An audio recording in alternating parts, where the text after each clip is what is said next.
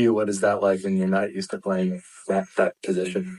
Um, yeah, I mean it's different. I'm used to scrapping and running around and chasing and fighting through screens, and I'm to be honest, I'm bored. Playing and on a five, just don't do enough for me.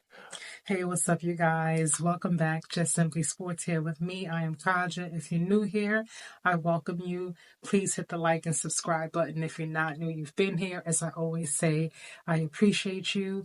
Now, you guys, you just saw that clip from Paul George talking about him being bored with the role that he has been given on the 76ers. And after watching them lose again last night and tonight, to the Nets, and then they lost to the Celtics last night, they've lost the last 7 games in a row. And I'm thinking to myself, and I'm watching this, and I'm like, why are they still allowing Joel Embiid to play?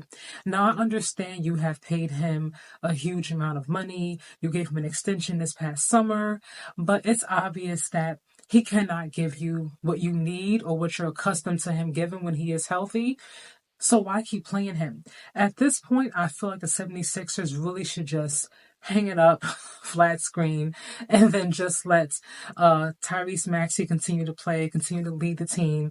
And then, of course, Yabusele, Kelly, let those young men really find their chemistry. Let some of the bench players get in more often and really let them really figure out what they have so that when the offseason comes, you know what you need, who you can bring in, who you can allow to play more minutes, and really get ready for next season at this point. Let's just get a jump on next season. Forget it. Let's just be the first team to really jump the ball and get a head start for next season, because this season is lost. They are about, I believe, right now in terms of standings, I think they are maybe 12th in the East. And it's different than we're in the West, because the West is so stacked that a lot of the teams are like 1 or 2 games apart, maybe 3 at the most. But the 76ers are all the way down at the totem pole. Like, it's just, there's nothing they can do, in my opinion, looking at how far back they are, that's going to allow them to jump all the way to the play-in spot, or even, to contend and at least have a secure playoff spot. Look at this clip from Joel Embiid, you guys. Like you said, and Joel has said it, but normally when he is feeling good, you see like the basket. Tonight he clipped 6 threes and then he missed all of them. I guess, what do you see as the biggest impediment for him there? I know that the knee is the knee, but why can't he establish himself? Well, yeah, I mean, you said it. Like I said, you know he's feeling pretty decent when he's driving the ball some, right? And playing inside a little bit and protecting the rim a little bit. And, he's not feeling very decent if he's, playing on the perimeter and whatever, the opposite of those things. So again, he's giving us what he can, right? I don't, obviously he doesn't feel like he's not himself. We all know that. He's not simply the guy that we're used to seeing play at super high level. But I commend him for giving us what he can. All right, so we all know that when healthy, again, the key words being when healthy, Joel Embiid is a force to be reckoned with. I personally feel like he's the most dominant player in the NBA. Yes, even more so than the Joker when healthy. The problem is that he's never really healthy. I do feel like he really wants to be healthy, but it just seems like even before, like for the beginning of his NBA career, he just cannot seem to stay healthy. God bless his heart. I don't know what his workout regimen is. I don't know what his diet consists of, or how many different nutritionists or other channels he's gone through. I know they said he might need a new knee surgery, at the end of the season. I'm like, if that's the case, just let him sit down, get his surgery now, because there's no point in him making his knee worse or blowing it out even more so when it's obvious that you are not going to win for a championship. There's no way that you're going to win a championship unless everybody in the East got hurt. The Heat, the Cavaliers, the Magic, the Celtics. I mean, the list goes on and on. The Pacers, they really would have to have a serious, huge amount of just luck to just run rampant through the East for them to actually get all the way up there to actually contend for a championship. Even if you could get there, let's just say, who are you beating in the West with Joel Embiid not healthy? And I know a lot of you may blame Joel Embiid or blame Paul George, for him being bored. But I will say, there is something to be said about putting players in different positions that they're not used to. Great. Paul George is not used to doing that, standing in the corner and just waiting on the basketball. He's usually the guy in the pick and roll. He's the guy facilitating the plays. So Maxey has become the leader of that in the last 2 years. If Paul George was someone who was new, and I say new, I mean like his first couple of maybe 3 years in the NBA, he was still trying to find his stride or his rhythm, with the team. But this is a new team for him. It's his first year with the Sixers. Obviously, his health has always been an issue for the past few years, even with the Clippers. But he's not used to playing the role that you have him in. And I feel like a lot of times it kind of flies over our heads just as fans watching the game. It's like, dude, what happened to the old Paul George? What happened to the old so on and so forth? But it makes a difference when you've been playing one role for so long and you go to a different team. The whole flow is different. The coaching staff, the style is different. And then the coach says, hey, I want you to do this when you're accustomed to doing this. You know what I mean? As a professional, you do get paid to make adjustments. You get paid to still play and give your best. But if you're not used to doing something, sometimes you can't teach your old dog new tricks. The saying goes, and I think it applies here. You know what I mean? And I think it's unfortunate. Sometimes, like I say, ownership, I've said this before in many videos, I feel like ownership just sees star players and they just say, hey, let's just get him, and him, put them together, and bam, you have a winning formula. And that's not how it works. It takes a while sometimes to get accustomed to other players around you. Even more time when you're getting accustomed to new players and a new a coaching staff and a new system. And on top of that, you're now given a new position. If you guys watch the Warriors, right, the rook, right, he's not a rookie anymore, but I call him my rook, Brandon Podziemski, right? So at first, beginning of this year, Steve Kerr had put him on the ball. Last year he was used to being off the ball, and people were complaining about him, like what happened to him? He's not really playing the way he played last season. He's not used to being on the ball. He's more of an off the ball kind of player. You put him in a new role, maybe you want to try something different, but it wasn't working for him. You have to put him back in the role that he's accustomed to, and now you see his stats have gone back up. He's being more impactful and more successful. If someone is not good in this position, but they're good in another position, then put them back to what they're used to, really and truly. And I really wish that sometimes owners, before they just made these commitments to these players, the Joel Embiid, the hundreds of millions of dollars, you signed Paul George, who you already knew also had health concerns.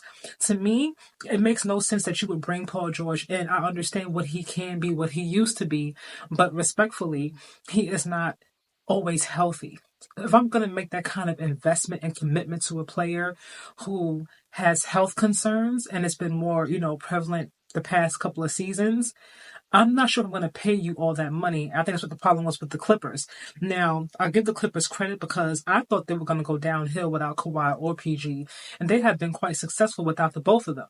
So for me, if you want to pay Kawhi over PG, for me, they both would have been around the same amount I was going to offer because you both are always hurt.